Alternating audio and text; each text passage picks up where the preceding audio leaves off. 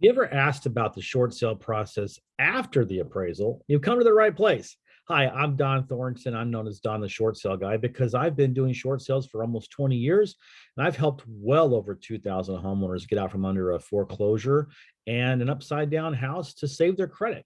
In this video, I'm going to talk to you about what happens when the value comes back after the appraisal and what a value dispute is, whether the buyer accepts or walks away from the original offer, and then what happens with the approval and the closing part of it.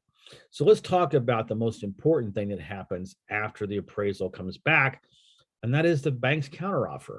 And I tell you what, it doesn't matter, even if you can subtly appraise them like we do, the appraisal never comes back at the price you want. Very rarely does it come back at exactly what you want, which means it comes in higher than what you want. So what are you left with?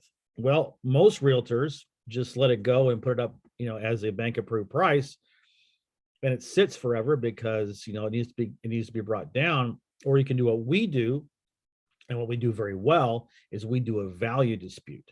Now, I'm not going to get into the ins and outs of how we do that because, frankly, that's a commercial secret, and we're not in the business of teaching people how to do short sales when we spent 20 years learning the hard way about how to do them and how to do them successfully. But I can give you some overall points about what is important to do. You have to try to get them off that high value.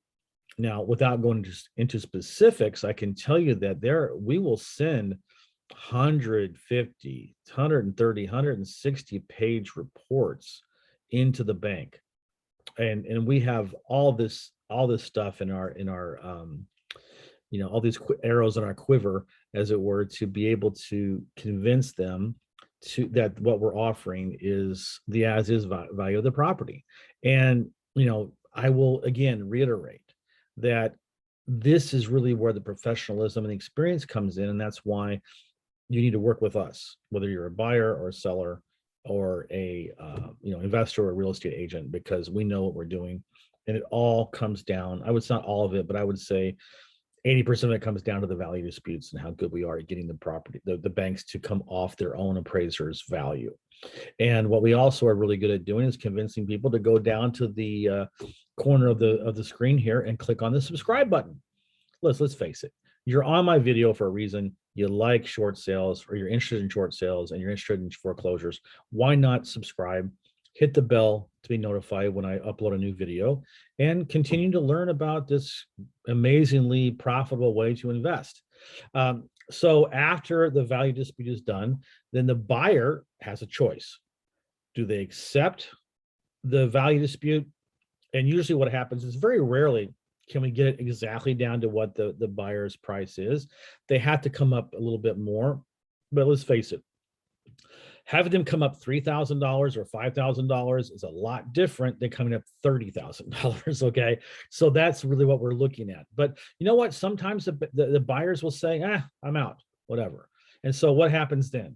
Well, then our realtor has to put it back on the market as an active listing with a bank approved price. And then we have a number of buyers that we have in our network that have bought with us previously. They know how we work. We've taught them basically how they should put their offers together and their packets to put together to be able to get approved without any problems. They're kind of like preferred buyers, even though they're not officially preferred, but we call them our preferred buyers since they know how we work and they know exactly what we need to get stuff approved. We'll send it out to them as well and say, look, we've got one here. It won't take very long to get it approved, and you're not going to have to wait a long time to get this, to be able to purchase this property. And we get a lot of people come to us, and they're smart because that's when they pounce.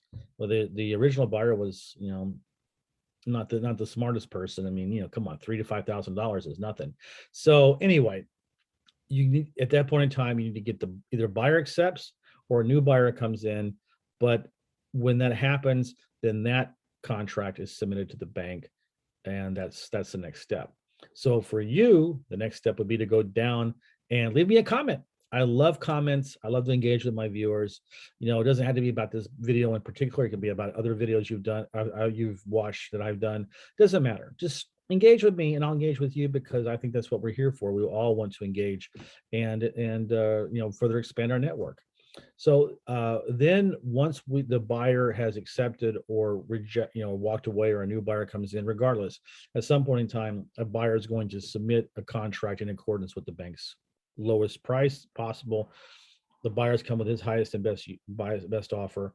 They meet in the middle somewhere. It's submitted to the bank, and then it'll be approved. And so it will state that it's only this buyer, only at this price, and they give a certain amount of time to close. Typically it's 30 to 45 days, although recently I have seen them go 60 days out. But regardless, it doesn't matter. There'll be a expiration date for the approval. Very important you close before that approval. And some people say, well, I'll close 2 days before the approvals ends. Like, no, don't do that.